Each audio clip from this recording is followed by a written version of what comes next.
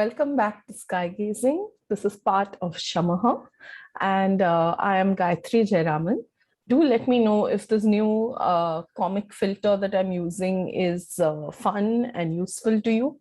I just thought I'd shake up things a little this year and do a little bit of experimental fun stuff rather than keeping things so formal. So keep sending me feedback. Let me know what's working for you. Also questions, comments about things that you have in mind and that you've not been able to search for answers to. Leave them in the comments below. And of course, do like, share, subscribe. Today, I wanted to talk about the aspect of control and letting go. Okay, so this is something we all say to each other, right? Just let it go, let it go. Somebody is mean to you, let it go. Something's not working out, let it go. But how do you let it go? How do you let it go? Okay, and this is a question that comes up even in, say, Buddhist cohorts or sanghas or classes, where people are like, this whole philosophy is about releasing, letting go. But I have responsibilities, I have commitments, okay? So I could have to earn money. I need to, get my hands dirty in this whole samsaric existence. I need to fight for a raise. I need to buy a house. I need to ensure that things are stable for my family. I need to sort of, yes, have a certain aspect of wealth so that people around me can be happy.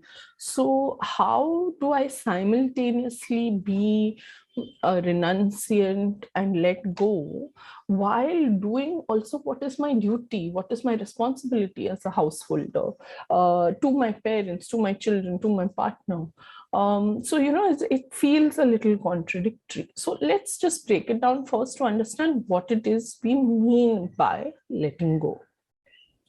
So a sentence that I like to sort of remind myself of comes from Jiddu Krishnamurti, in which he said that basically you are never afraid of the unknown. You are always afraid of the known coming to an end, right? So what does he mean by this? In our lives, where do we take most control? We take control because we want the things that we know and which we are comfortable with to remain constant. So it could be a job, it could be a location, it could be a house that we live in, it could be relationships. I have met these friends from my 10th standard. I want to continue meeting these friends. I don't want to move out of my neighborhood and my locality because it makes me feel safe. It makes me feel comfortable.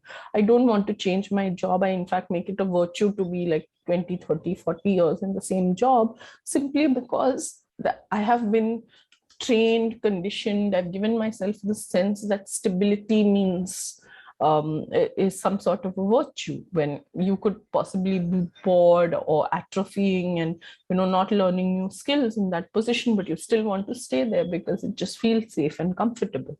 So in our lives, in many ways, and this happens with relationships also, where maybe that person is toxic to you or is really just not lending you any growth or giving you the space to grow, keeping you in old bad habits that you're trying to let go of, but you still continue and keep up with them because it's comfortable, because it's what you have always known. So you see, the small sentence by Jiddu Krishnamurti has such an aspect of, layered aspects of meaning, where we are really afraid of what is the known coming to an end. And why are we afraid? We are afraid because then we have no control. Okay, once we step into the area of the unknown, okay, let's say we relocate, we find new jobs, we have to build a new circle of friends or peer network or colleagues, acquaintances, social relationships. We don't know the outcome. We don't know how it's going to go. We don't know how they're going to see us. And that keeps us a little vulnerable, a little afraid, a little less confident, and which means that we have to naturally step back and surrender a certain amount of control. When we surrender a certain amount of control, why does that make us afraid? Okay, just think about that. we want control. When we are in control, we don't feel afraid. We want control so that we will not feel afraid. And when we surrender control, we feel afraid. Excuse my throat. The whole philosophy is a philosophy of fear. Okay? When you live in that way, controlling other people's reactions, controlling what they say, needing things to be in a specific order, needing things to go your way, needing to know what the outcomes are, you are living your life in a constant state of fear.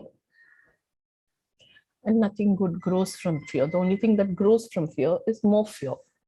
So the more you have control over the circumstances in your life, the more fixed into them you become, the more you need those fixed positions not to change.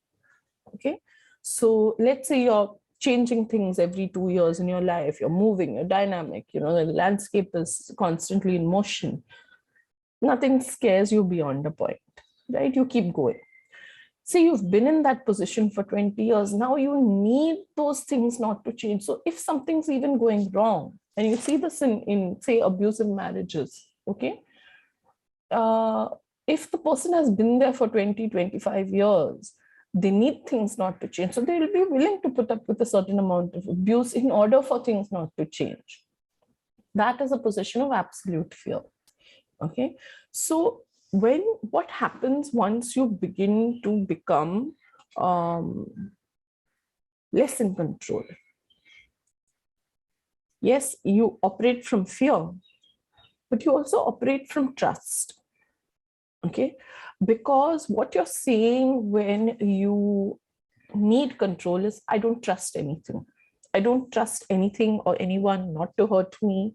I don't trust people. I don't trust situations. I don't trust circumstances. I have to know where everything is every minute of the day. Now think about people, and this is an example that Alan Watts gives. Okay, if the president of America basically had to micromanage and control every single one of his soldiers, his statesmen, his cabinet, all his governors, everybody who's in government, every single minute of the day, he could not be president. What does that mean? Okay, that to be president is much more than micromanaging where everybody is. It is to have a vision for a country. It is to have thought. It's to have a sort of emotional, mental, cognitive, spiritual alignment with the direction in which the country has to go. Only then you can lead, right? So leadership is much more than micromanaging. It's much more than details. It's much more than control. And therefore, in order to elevate ourselves, one has to release control to a certain extent or to a substantial extent. Okay, so this is the irony that a lot of people think that control keeps them in control, whereas it is in fact releasing control that keeps them in control. Somebody who's controlling all the time can never rise, can never elevate themselves. They will always be mired in this sort of clockwork, where it's filling the ledger every single day. What are you doing? What are you saying? Who did you talk to? Why did you say this? You're just sitting and filling out the ledger books. You'll always remain a clerk. If you have to be president, you have to say, I don't care what's in the books. I'm not going to look at them.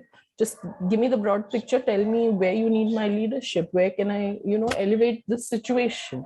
And that is what we go to leaders to in our own lives. The more you micromanage every single situation, relationships, what's for lunch, what's for dinner, what are the expenses down to the last paisa, where am I working, where am I going to be in the end of, by the end of this year, you are actually in control of nothing. And you are living in a position of fear. You are terrified that things will go wrong. And you will not be able to serve the changes that come your way during the course of that year. So let's say now we're starting 2022. You know exactly where you're going to be on December 31st, 2022. And you have mapped every single day in between, right? none of those days are actually going to go according to how you think they are, because that's life, that's the world, it's dynamic. We are not living in silos. There are other people intervening, interactions, interconnections, right, that are going to disrupt our process and our path. Yes, one is the pandemic, which, okay, you can say that's force majeure, that's out of our hands. But there are also other people fall sick, or, plans change, somebody suddenly announces they're getting married, they're having a baby, somebody goes on maternity leave in your office, you have to take on sudden additional responsibilities, offices shut down, industries suddenly boom or do badly. So many things happen and nothing is in our control. But the thing is, this illusion that we give ourselves of being in control makes us rigid. Okay, the position we sit in is like this. Everything is in my grasp, and there is no freedom of movement. When you are in a position of trust, your body posture also changes. Your shoulders relax, your jawline relaxes, your forehead doesn't, feel so grabby, your chin, this entire area becomes much more lighter, and you can feel the tension sort of ease in your body. So it is a physical easing, it's a mental easing, it's a spiritual easing, where you say, I don't mind what happens. Whatever happens, I can regain control. And this is a position of trust to go into the world with. That yes, I might get into a relationship, that relationship might go bad, but do I have the capacity to recover myself when things go bad, when this job goes down, when I have to suddenly relocate in the middle of the night, whatever it is? So you see, what are you trusting and what are you fearing? When you fear everything around you. When you trust yourself. Right? So what you're essentially saying is, no matter what happens, I trust that I have the capacity to get up and go on, to rebuild, to reforge connections, to connect with people in a new area, to start from scratch.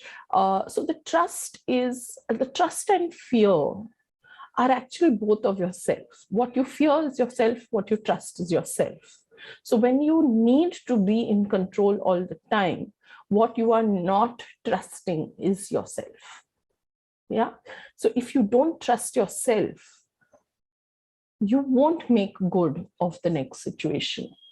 No matter which situation you go to, no matter how well it is loaded in your favor, you essentially don't trust yourself. So you've already sabotaged yourself before you've gotten into it. That is why trust is a very important aspect. So when you release, when we say release, let go, what are the things that we should be letting go of? The first is let go of the past. The past is over.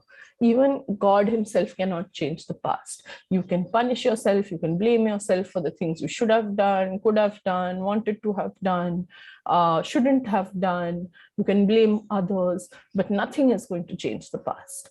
So as of this moment, what you do when you constantly remember the past is you relocate it and make it the present. So you are making the past your present. And by doing that, you're forcing yourself to live in your past.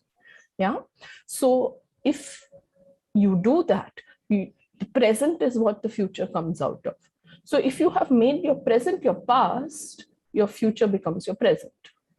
So that's it. You're in a constant state of worry because you haven't let go of the past. You have presentified your future, and you are trying very hard to control or change things that you can't. You can't change the future. You can't change the past. And therefore, you have ruined your present. Okay? Because now you are not capable of using that present for a different future. You're insisting that the future must come out of that past. So you will never be free. Okay? It's like a whirlpool. You're in that loop. So the first thing to do to release is to release the past. Right? You don't you don't have to let go of responsibilities, duties. You don't have to let go of wealth even. You don't have to let go of the act of creation. If you truly understand the universe, earth, energy, abundance is a part of it, is a part of this energy around us. As we live in the world, we create, we are all creators. And yes, it is a sign of good creation that you are living well in harmony with the energy, with the forces of the world. So it's absolutely fine to create and distribute wealth. What you have to let go is that sense of fear about creation, that I don't have enough, I will not get enough. The world is abundant. Okay, there are abundant of resources for everybody. You just have to align your energies with the abundance of the world, and wealth and money and energy will keep flowing in. What you need to let go of is grasping, of greed, of the need for unfair means, illegal means of earning that money. So abundance at any cost, okay? And the grasping, start giving out money. Start giving out what you earn, start giving out time, start giving out energy, start mentoring others, start becoming generous with time, advice, communication, connection.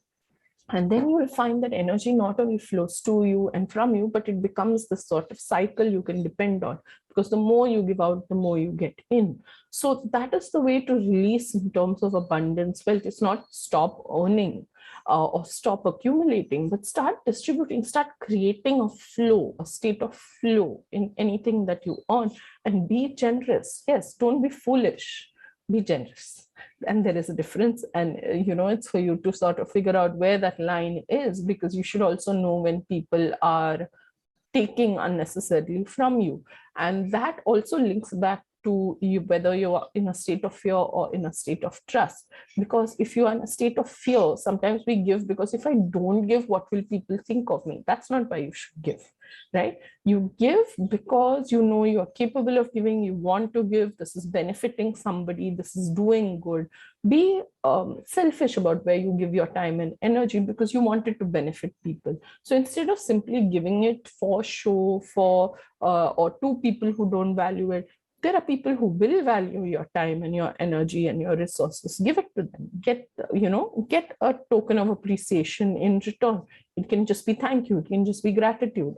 But make sure that when you give it in a place where it is valued, because that is not just value to you and what you're doing, but it is also to your resources. It is respect to the resource that you are sharing, whether that is knowledge, whether that is skill, whether that is money. So that's how you release in terms of money. In terms of relationships, release anger, release resentment, release ego, release ownership, release control. Let go of outcomes, okay? Recognize that you don't control other people. All you can do is convey, all you can do is give advice, all you can do is, raise a warning flag and say, hey, I'm not sure this is such a good idea. But beyond that, you can't make people change their minds or take the decisions that you want them to take. You can say, look, I'd be very hurt if you did this, but at the end of the day, that person is going to do it because how they feel matters more than how you feel in any given situation. To you, how you feel matters more than how they feel.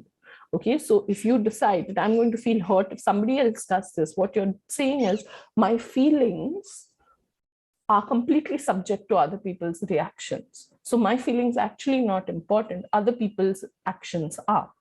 So the way to prioritize your own feelings is to make sure that your feelings come first. So let's say somebody is going to do something that's hurting my feelings, I'm going to protect my feelings. I'm not going to prioritize their actions. I'm not going to give it attention. I can't control them. I can't tell them what to do and what not to do, or how to feel and how not to feel. But I can ensure that it doesn't interact with my space, right? And let's say they continue to do something that hurts you. Then you sort of cordon yourself off and say, you know what, I'm going to protect how I feel. I'm not going to expose myself to this anymore. I'm going to get out of this toxic situation, but this is a priority for me. That releasing of outcomes, that I'm going to do what I need to do, and I'm going to allow others to do what they need to do. And allow is somewhere the wrong word there, because we are nobody to allow or disallow anybody else. They're going to do what they need to do, is sort of releasing control from this environment and Also remember that if you need to control what other people do, you're living in a state of fear. You don't actually trust anybody. So then it's important to ask yourself, why am I in this place? Do I need to get out of this place? Because if you don't trust anybody that you're with, they can be family, they can be a partner, they can be colleagues, they can be a workplace. Should you be there? Is a question that you should be asking yourself. If you're in an environment that does not allow you to live in a state of trust, I think I would question the environment that I'm in and find ways to exit it, or, renegotiate my relationship with that environment. So when we say that you need to release, you need to let go, these are the things that we need to release and let go of. Release the past, release feelings that are highly attached to, other people's actions, and release this need to control the environment and other people's actions. That is the release that that is demanded of us when we start aligning, when we start getting into a spiritual path. So I hope this helps you sort of understand what to release, how to release it. If you have any more specific questions, as I mentioned, leave them in the comment box below. And I will get a little bit more in depth into a state of trust versus the state of fear, maybe in future sessions. Please do check back. I hope you'll like this fun comic filter that I'm doing. I just think it helps us keep things a little light. And let's be a little experimental as we go along. I will catch you all soon.